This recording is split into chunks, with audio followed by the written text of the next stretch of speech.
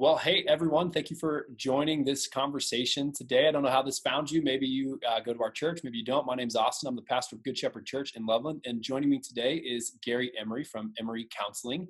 And I had the privilege of meeting Gary personally at our men's retreat last year. That was the first time I met Gary. And Gary, one of the things that I think we got tons of feedback from that retreat was you are clearly a very smart guy. You gave a lot of helpful information, and everyone appreciated just the way you level talk with people. There was you weren't really playing any games. Like, you just talked right to us, and you felt very approachable. And so a Good. couple weeks back, I reached out to your practice just to see if we could have a little conversation around just kind of what's going on, what people are experiencing right now, not just for our church, but for our church to share with somebody in the area, or a family member, someone like that they know is going through something tough. And so, I really appreciate you taking the time. Gary is the founder of Emery Counseling, where he has the privilege of working with his son and daughter-in-law, along with the rest of your team's great too. I mentioned, just as we were talking before, that I've never had a bad experience working with your team. Everyone there is just super helpful and friendly and nice. Great. So I'm hoping we can have just kind of a 15, 20-minute conversation here. Or we swapped some notes and kind of looked at some different things. But Gary, how are you? Thanks for joining in. Oh, great. I'm doing well. We're staying healthy. We're trying to be prudent and wise, and with all our social distancing and everything. But so far, so good. In fact, I don't even know anyone personally that's infected by this whole thing. I know that's not true for everybody, but so we feel very blessed thus far. So Yeah, we're that's doing well. good, good, good. I think we'll just jump right into it here so we don't take too much time. But I think the first question I have is, um, so many people, obviously everyone is affected by this. Do you feel like there are certain categories of people, demographics, that are affected more by the COVID pandemic right now? Mm, Yeah, great question. Yeah, I think, and again, I suspect my population might be somewhat limited. People we see, people interact, people that reach out to us. I would say not necessarily in this order of priority, but people most affected seem to be parents, families with children who are in school, children who are prior to school, and the parents they're accustomed to being at home and accommodating and somewhat a little bit more. Not that that's easy, but it's still a Yeah. little more. Those with children who typically get up, you get kids up, fix breakfast, pack lunches, send them off to school, and you're good till 3 or 3:30 in the Yes. afternoon. Yes. And now not so much. So those parents, at least what we're hearing and seeing, are stressing, they're challenged, they're feeling overworked, various ways. And we'll probably talk more about that in just a minute. Yeah. Secondly, I think probably the category that's maybe even most disrupted are those mid to late teenage age, those adolescents, especially those who had worked so hard approaching graduation or approaching their senior year in a particular sport or an event or music or drama, whatever was going to climax at close of their year, and now their graduations and their proms and Yeah. all of that stuff just got really tipped right upside down for that particular category. And I feel for them, and I'm working with some of them. I've had some on virtual conversations, and they cry the whole time. They're Oh, just so distraught because their whole world is their peers at this point. I mean, that's what we see. right. They pull away from mom and dad and siblings and connect more, and peers and friendships become more valuable. And all of a sudden, that's kind of pulled out from under them. Probably a third category that we've seen that seems to be hit pretty hard and who are struggling are singles, and particularly those who live alone, who don't have a roommate or whatever, and they feel like they're really cut off from society, cut off from the Yeah. rest of the world, and so probably in that kind of maybe in that order in terms of who's been most impacted. Yeah, yeah. I think part of what I'm hoping we can do today, just for anyone listening or anyone watching, I hope we can maybe just have Gary put some language to what you're feeling, put some just language to what you're experiencing right now, and you can maybe see, okay, you're not alone in it. That you are, okay. Wait, this is why I think about the 18-year-old in your house that was just about to graduate. This is why they're so angsty right now. I gotta maybe a greater level of empathy for other people in our household, or a single friend Yeah. we know that we can be extra intentional with. So I'm hoping we can kind of put some language to what they're experiencing. I'm also hoping, I know, Gary, I mean, you kind of are already going to do it, but some practical ways that we can help, that we can either help each other or that we can help in our own households and our own families. The kids that don't go to school, I'm thinking, man, that is two of my kids that are just totally, like, routine is just totally different right now for our family and everything. So what are some practical tips for each kind of category we'll talk about, but then also maybe just where we can get a little more involved and get some more help as we are having this conversation. So that's where I'm kind of hoping we'll go today. But the big one that you talked about initially was fear. Like, there's a lot of people that are afraid. There's a lot of things we're seeing where people are afraid. And I think this is like a really simple question, but I think it would be helpful just for us to hear what is COVID-19 doing right now that's making people afraid? Mm. Well, probably the most obvious thing is that nobody wants COVID. Nobody wants to be that sick. Yeah. Uh, the indirect conversations I've had with people would indicate that if they survived, and there is a high survival rate, they were very sick, maybe sicker than they've ever been in any other circumstance. So obviously nobody wants that. The fear of death is there. None of us are, those people who are secure in their faith, and they know where they plan on spending their eternity. We're still not standing in line to, hurry that process. Sure. I would probably say a big factor, besides getting sick or passing away, is the uncertainty of what COVID is doing. We have so little data, although people are scrambling, trying to find solutions to our problems. We have to go back, over 100 years to find something that was similar, and so we're trying to create data. I think the uncertainty is, how bad will it be? How many people will be affected? How long is this going to last? When will my life be back to somewhat normal, or will my normal be a new normal? And I think that uncertainty has created a lot of fear and angst for a lot of people, and it stirs them up. And there's some work that needs to be done there for sure. Yeah. And I think about even all of those things that you just talked about, all the narratives that keep coming at us almost feel like they're changing all the time, which probably perpetuates what you're talking about. But Yes. what does, like, how like, I can only imagine we are consuming information at a rate that's unprecedented in history. Like, we have social Yeah. media coming at us, news coming at us, and it's all so available. How does that digital consumption, or that information consumption, add to, impact just what we're feeling, fear, anxiety wise? Well, I probably, in a general sense, would say that exacerbates the problem. If you're already a little bit fearful and you're gathering data, and again, I don't know, depending on your source of news and information, regardless of what source that is, it's usually not good news. And there's a little bit of, positioning back and forth, I suspect, from one source to another. And they're launching off in this competitive world of being the first to report news. And I think I think we probably are over informed, and I think it's creating greater fear. I'm telling people, in terms of a practical level, to limit their contact. And if you got a source, watch something for 30 minutes and turn it off, and listen to some music or read something or get outside and do something. If you're one of those that has more time on your hands, which is true for a lot of people, the tendency is to just keep, sort of having that thing be a bit of a feeder, and it just continues. And I'd be hard pressed to find good. There's some good stories, but the overall impact is still negative and scary. And I think that's creating greater fear. I think we do well to just say, it is what it is. We're going to be wise. We're going to wear our masks. We're going to keep social distancing. We're going to sanitize, and we'll do what we can. We're going to get outside. We're going to get some sunlight to try to mitigate that best we can. Yeah, that's good. I mean, I feel like, man, I've noticed even in my own habits, like, my phone is just closer than ever before. But what I hear you saying is just set that thing down for a little bit. Oh Like, yeah, distance yeah. yourself from your phone for a Leave it little bit. somewhere. Just Yeah, leave it accidentally or otherwise. Just leave it somewhere. yeah, yeah. That's great. That's great. Um, It's how we can live without that stuff, right? We used to. yeah. Yeah. Now, so you kind of touched on this. It's exacerbating a problem that's already there. I think one of the realities that I think has to be going on right now is for anyone who had sort of that anxiousness, maybe even they were subject to some depressive tendencies.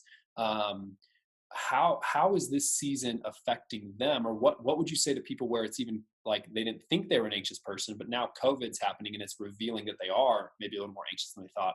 What would you speak to that person, that this is either exasperating a problem that was already there, or it's revealing a problem that you didn't know was there before? Yeah. Well, I think we're seeing both. We're seeing people who have a history of, say, depression or anxiety, and obviously this whole thing has stirred them, and rightly so. And some of their abilities to cope have been a little bit challenged over time. And then for those who maybe didn't know they had a problem, but who are facing the lack of work, I've talked to men who've said, this is the first time in my entire life since I was 15 years old that I didn't have a job to go to, or that I wasn't on payroll, or Wow. whatever. So the circumstances certainly have the potential to create greater angst and anxiety, even depression for people. And but I think the antidote, I suspect, is the same for both, which is, be determined to move yourself. Don't isolate. Push yourself a bit. Get outdoors. Force yourself to call somebody, reconnect with somebody, and find some encouragement somewhere. Whether that's on your Facebook, with your Facebook friends, or otherwise, because I think the tendency is there. These are, and again, we know this is an unprecedented experience. My lifetime, and I've talked to a few people that are not afraid of this, who've said, well, we survived, 9/11, or I survived Vietnam, or we got through this or that, and that's probably true. And whether or not they're being accurate and wise in that, I don't know. But I think the majority of people are positioned to say, this is what it is. We're going to be smart. We're going to be wise. We're going to do the right things. We're going to wait it out. And again, there's plenty of people who are in this unprecedented time out of work, and the people that suffered the most probably are the people who live financially hand to mouth. And there's a lot of folks that are forced in that circumstance. Then those are the ones we feel the worst for, who are really struggling. Their livelihood's taken right out from under them. They don't know when they're going to get it back, and so forth. So we don't even have easy answers for some of those Sure. circumstances, and Of we course. just, all we can really do is care for people and love people and pray for people and come alongside of those folks. And I would say, for people who have resources, be willing to be more generous Yeah. and look for those. We've interviewed several people in our neighborhood when they announced they were going to do these checks, to supplement. I said to my wife, let's just make a list of people we think might need this, and we'll check in with them and see. Wow. And so that's been a blessing for us. Yeah. And so that's probably a suggestion for those who are blessed, and for those who are struggling. Hopefully, you're a good neighbor to somebody that doesn't need the money. Yeah. Yeah. That's incredible. That's awesome. I love that, it's not a position of, well, I don't agree with what they're doing. You didn't even entertain that really. You just said, hey, how can we use this to help? I think that's beautiful. Yeah. Um, so maybe could you speak for a moment? I think, okay, so you said most people are not in this huge position of fear. Um, there's different categories of where this may land on different people. Um, Talk to the person that's like, I'm not afraid. Maybe I am a little afraid or uncertain, but mostly my biggest deal right now is loneliness. Um, what would you say to the person who's just like feeling lonely? And then maybe also, what are some practical helps for people like I'm in a busy household. I don't have the time really to feel lonely because of all the Yeah. things that are going on. But what are Yeah. some things that I can do that will practically help people who are feeling lonely? Yeah. Well, I think for those people who are positioned to be helpful, I think just being alert. If you're in a good family and you've got a spouse that's supportive, and you're there and you're spending time together, and the two of you can look around, and again, I don't think you have to go very far. I'd say for people, stay in your own neighborhood, but take a walk down the street and sort of just take an inventory. Who seems to be locked into their houses, and who's out moving around? And Yeah. if there's someone locked in the house, maybe we need to reach out to them and say, hey, nothing keeps us from standing in the driveway having meaningful conversation here. Right. We Right. can do that. But I think the loneliness is real, and some of that existed prior to the COVID situation in certain people's lives. But I think adding to your routine, maintaining routine seems to be a healthy factor for people that are struggling with that. And then a lot of people are being really creative in how they're connecting with people. Sure. And whether they're doing, there's a church up north of here in Fort Collins that has the drive-up church, and so they're just determined, and they're getting people out there that don't go to church there, but it's a place they can go because people are there. They're 6 foot apart. They're in their cars. Yeah. So people are being creative, finding ways to fight this isolation, fight this loneliness, and again, get outside, a little movement, a little bit of interaction with other people. And what we do know is that we are sensory individuals. We are sensory human beings. We sense with our eyes and our ears and our nose and our hands, with touch. Yeah. And Yeah. when we are stuck with just virtual conversations, sometimes the visual's a little distorted and sometimes the audio gets a little bit messed up. So 2 out of the 4 are less than par. And then the other 2, the smell and the touch, we get none of. Mm. And we are human beings, we absorb things from each other. So being in the actual presence of another person, you're absorbing that person. And the way it is, we don't get to absorb them. So I'm saying to people, get as close as you can and still feel safe. You'll absorb something from those people, whether it's their sense of humor, their sense of purpose, or stories they've shared, that and things that they've done to survive, and so on. All of that to me offsets kind of that loneliness factor. Don't Yeah. isolate. I'll say it over and over to people: stop isolating, Yeah. get out, mingle, go somewhere. That's great. Got to I find something that's open, but go somewhere. Yeah, I think it's one of the things that I've just heard repetitively from some people in our church is that I can't even go see my grandkids, and even if Yeah, I get to see them, I can't hug them and I can't touch them, I can't love yeah, on them. And so we've been trying to get out and visit grandmas, visit grandpa, go see yeah. them, go even just have driveway conversation. But it's good even just to hear, I guess, that yeah, we're so sensory. And so it makes sense why I feel a little just not the same holding a virtual staff meeting or, just talking to a friend on the phone is like seeing that person, hugging them, the embrace, all of those things are so important to who we are. Yeah, even something as simple as shaking someone's hand, which we take for granted, Yeah. it, there's an exchange in doing so, and a handshake always has communicated a lot. And now we're at a place where we can't even, when we greet people, it's like, hi, keep your distance. Yeah. So it's So, causing us to miss out on that, but yeah. doesn't keep us from doing it in the future. Hopefully that lets up and we'll be in a much better place. Yeah, totally. I even think of at the grocery store, I try and smile at people when I see them. And even that is like covered up right now. They can't even tell if you're Oh smiling. yeah. So I hear you saying if you're feeling lonely, try and get into routine that you've had in the past.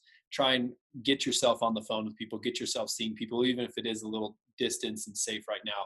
And then I also hear you saying if you're able to, and you have those grandparents or people in your neighborhood that are stuck in home right now, Yeah. go see them as much as you can possibly do in a safe and Sure. responsible way. Yeah. Yeah. Yeah. I got a Facebook post from my cousin this week, and she's got my uncle. Her father is in his mid 90s, and he's in a nursing home, so she can stand at the window and talk to him.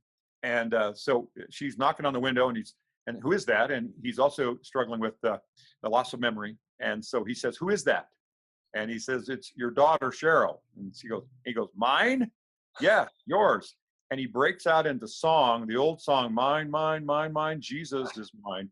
And he sings this whole song. He doesn't remember his daughter, but he remembers the song. And I Wow. was thinking, but what a great, and she was just blessed, beyond imagination. Sure. That she could be that close and still see her father. Wow. And so there's just a lot of ways I think we can still maintain connection, Yeah. because we are so designed by God to connect, to interact, to Yeah. touch and feel and smell and look and all that, and to have that pulled out from under us, we've got to sort of in a healthy and wise way. We have to sort of fight the tendency to isolate. Yeah, that's great. I love it. And get creative. Is what you're saying. Get creative with Yeah, how you're connecting with people. very much so. So okay, moving off that camp, maybe to on a whole nother camp. That's certainly my category. But what about just the parents right now that are just taxed to the max? Like, what would you say to them? Oh, I feel for them. That's what I could say to them. I really do. I'm glad I'm glad I'm an empty nester, and that doesn't make them feel any better. But you Sure. know, in fact, just this last evening, I was online with a couple that have 5 children, and all from like 11 or 12 down, and so it's probably hit couples like that harder than anyone else. Mm. And so my suggestion for them was to and again, the couples that seem to be doing the best in this circumstance are those who are already fairly inclined to be organized. And Mm. so moving into this, they just organize even more. The ones that are struggling more are the ones that tend to be sort of shooting from the hip, and Wow. they don't have quite the rhythm. They just kind of operate that way. So Yeah. my suggestions have been kind of creating, if you will, schedules. It's like, you're not going to class today, you're not going to school, but you're going to do some studies. So here's what you're going to do. Here's when you Yeah. wake up. We've had them write it out, post it in a really obvious place. Yeah.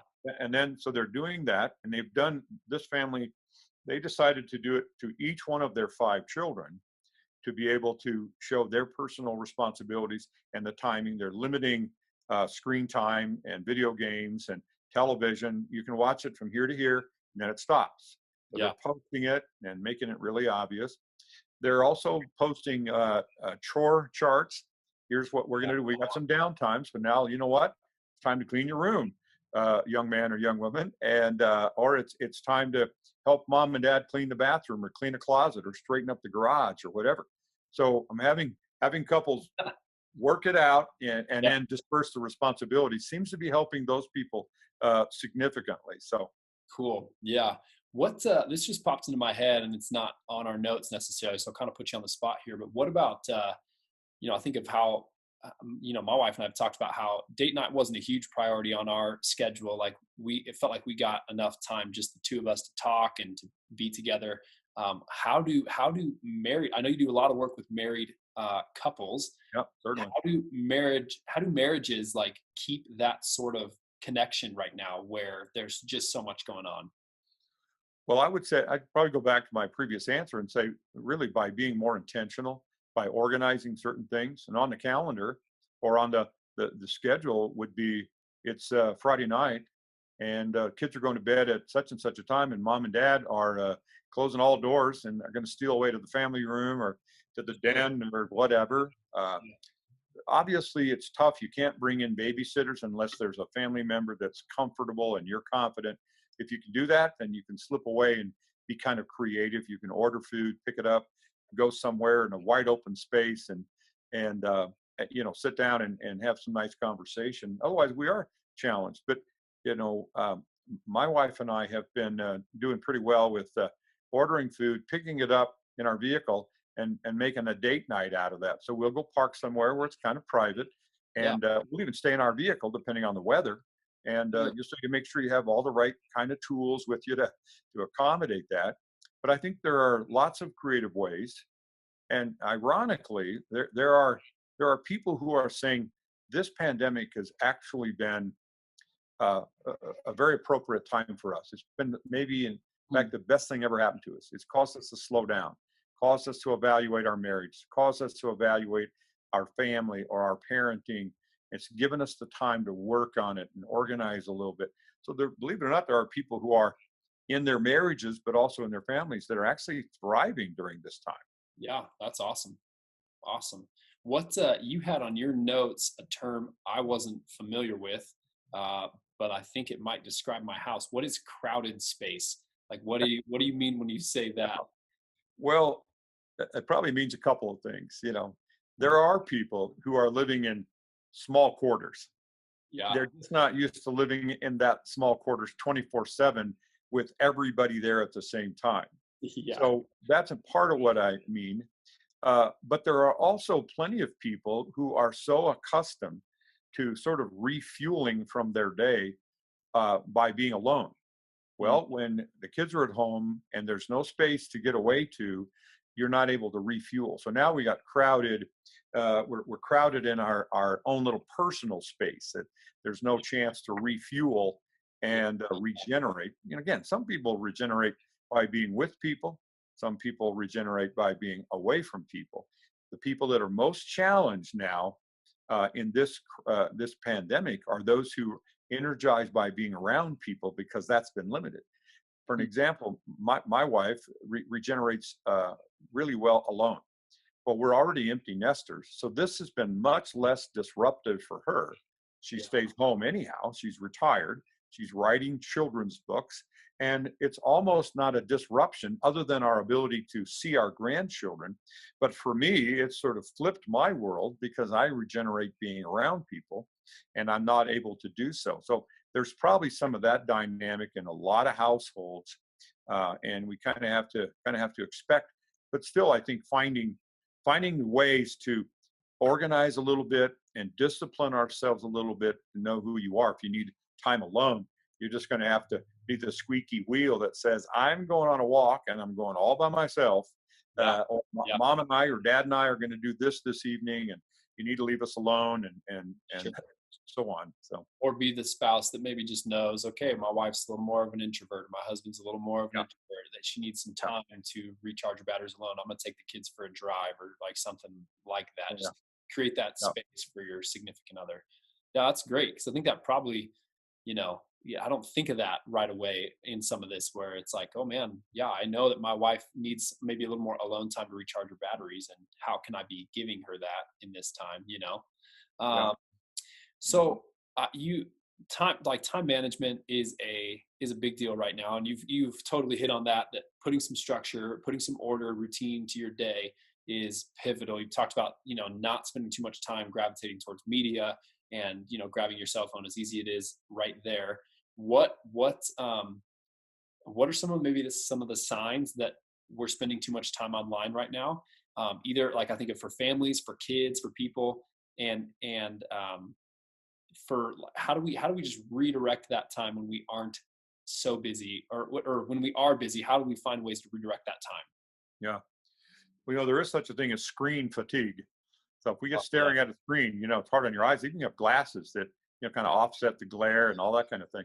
So it's pretty obvious that we spend too much time there, we're in trouble.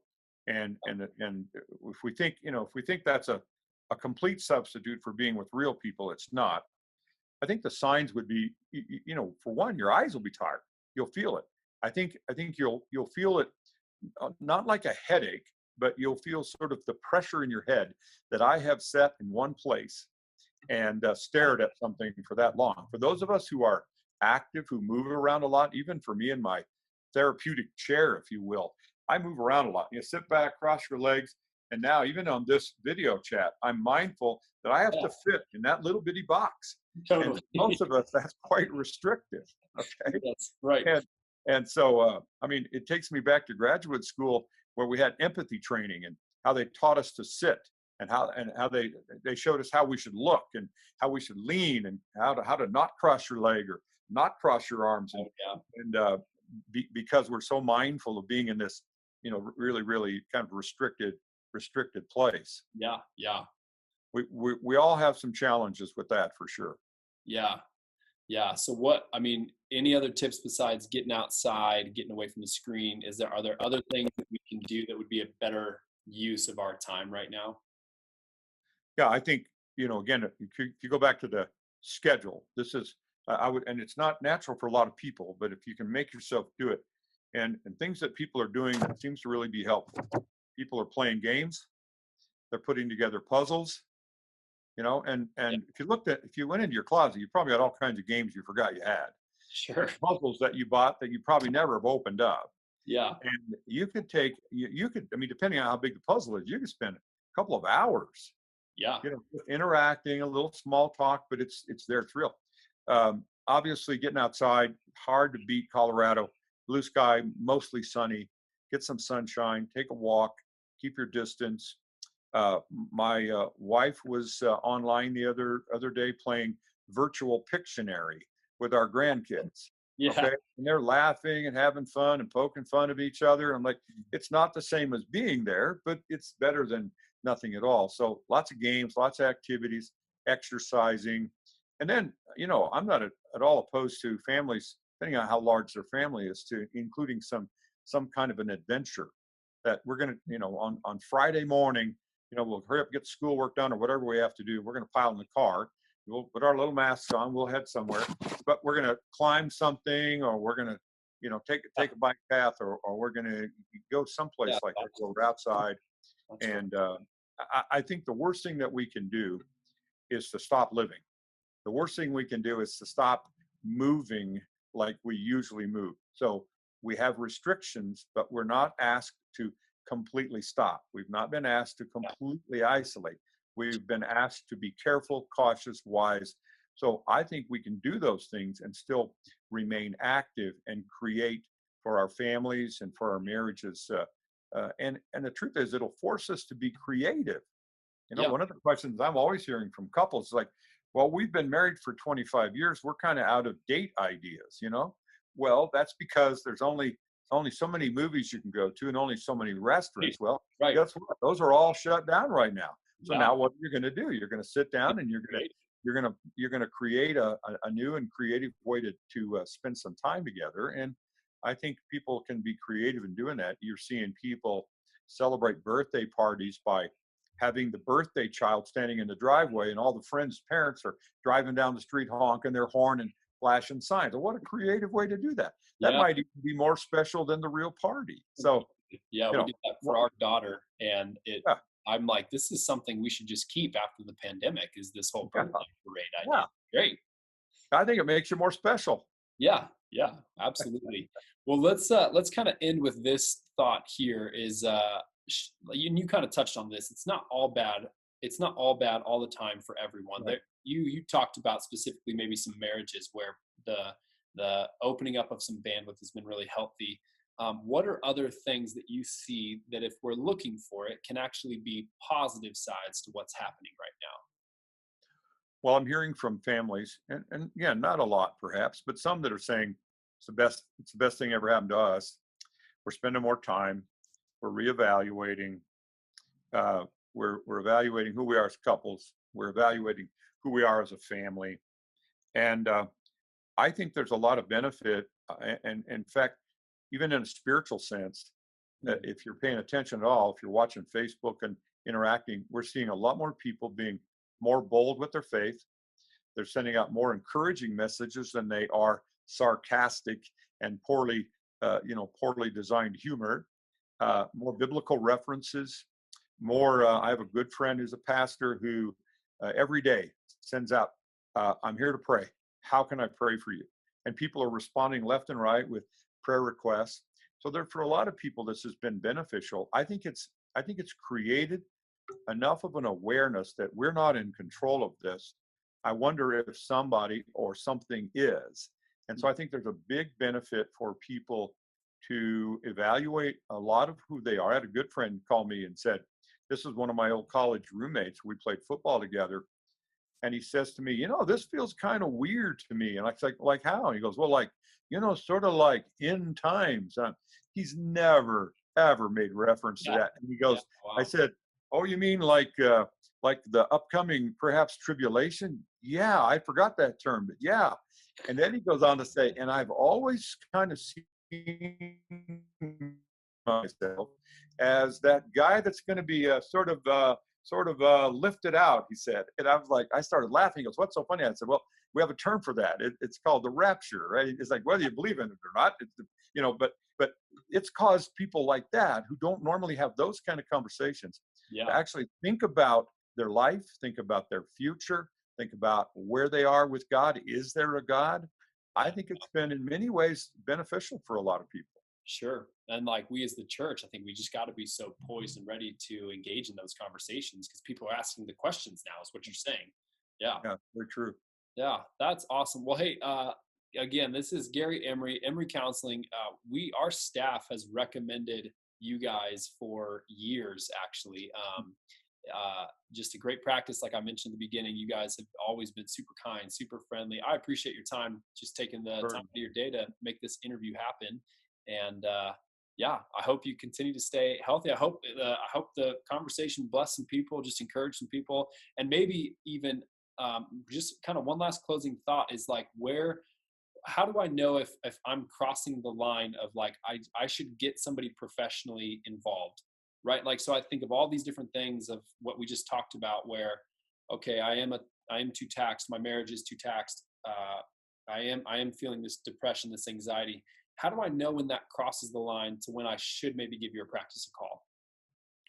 Well, you can always ask the people, are you open to some help? Hmm. And if so, hey, I know some reputable people that can kind of step into your circumstance and really be helpful. I, Yeah. I think I think under circumstances like this, people are less likely to be offended by you, if you will, moving toward them, and more offended by them, somebody moving away from them. I Sure. think people, It's I good. think people are welcoming inquiries. Hey, thanks. I called a couple of old college buddies just to say, man, I know this has got to be killing your business. How are you doing? And they weren't offended. They're like, man, thanks. We really appreciate your care and concern. And I think I'd be worried less about intrusion and more about just letting them know you care. If you step on their toes because you care too much, that's an easier fix Sure. than not stepping on their toes at all. Yeah. So, Yeah. Yeah. and again, we're wide open. We're seeing people most of the time online, and we're going to play it by ear. We're trying to be wise as well. We don't want to get infected. We don't want to infect anyone else. We're doing everything we can in our power to keep our facility where it needs to be. We've moved chairs out, so we are seeing some people live. Sometimes it's hard to get a family. I had 4 people in yesterday, one parent and 3 children. There was no way I was going to get them on a video call. Hmm. So they came in, but we Yeah. make sure we sanitize, we wipe everything down. Everybody's keeping their distance. So that's always a possibility. Sure. Yeah. Great. Well, I hope if someone is needing it, they'll give you a call. I hope people reach out and aren't afraid to ask their friends if they can use a little extra help right now. Because I think it's just so pivotal that we all are honest and open about what's really going on, you know? Agreed. Yeah. Agreed. Well, again, thank you for your time. My We don't, pleasure. yeah, it was great. We will catch you guys next time. Thank All you. right. Good chatting with you, Austin. Thank you. Thanks, Gary. God bless.